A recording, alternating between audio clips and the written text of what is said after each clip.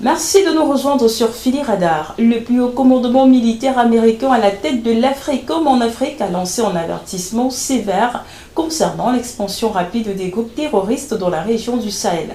Le 30 mai, le général du corps des marines Michael Langley, chef du commandement américain pour l'Afrique, a déclaré que le Sahel était l'épicentre du terrorisme sur la planète.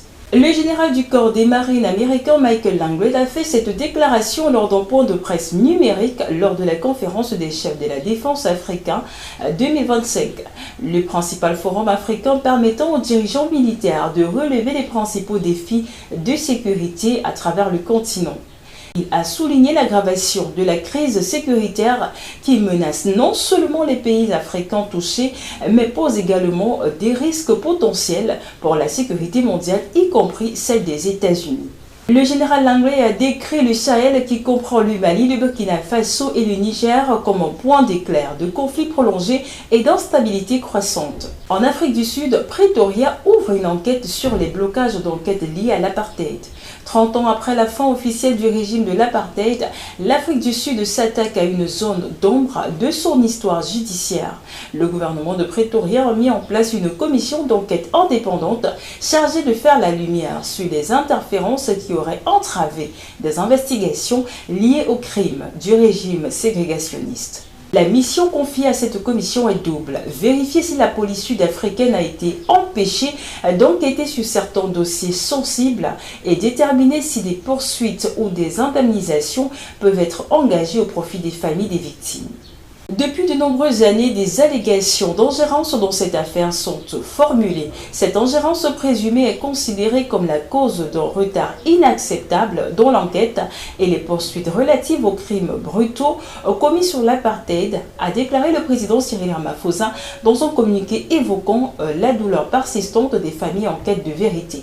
La commission dispose d'un délai de 6 mois pour rendre ses conclusions. Elle est perçue comme une étape décisive pour restaurer la confiance dans la justice sud-africaine et raviver la mémoire des victimes de l'un des chapitres les plus sombres de l'histoire contemporaine du pays.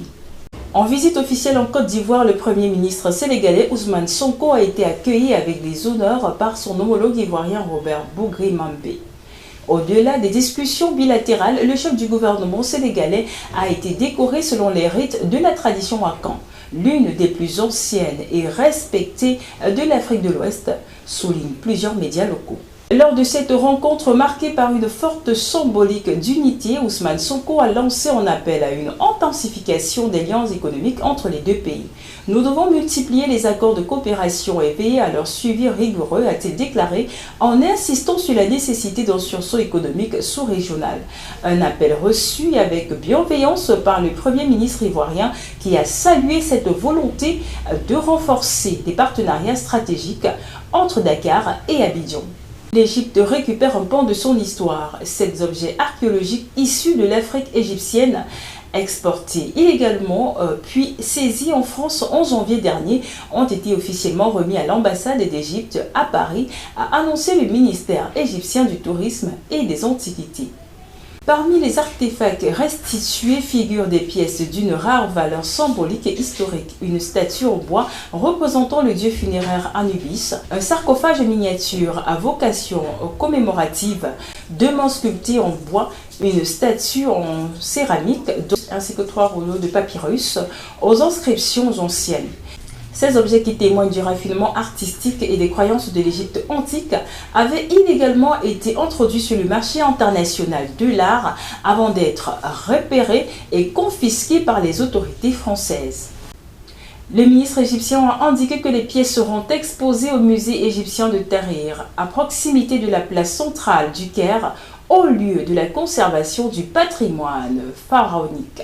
Cette restitution s'inscrit dans le cadre d'une coopération renforcée entre la France et l'Égypte en matière de lutte contre le trafic illicite d'antiquités. C'est ici que nous mettons un terme à cette édition d'Information. Merci de l'avoir suivi.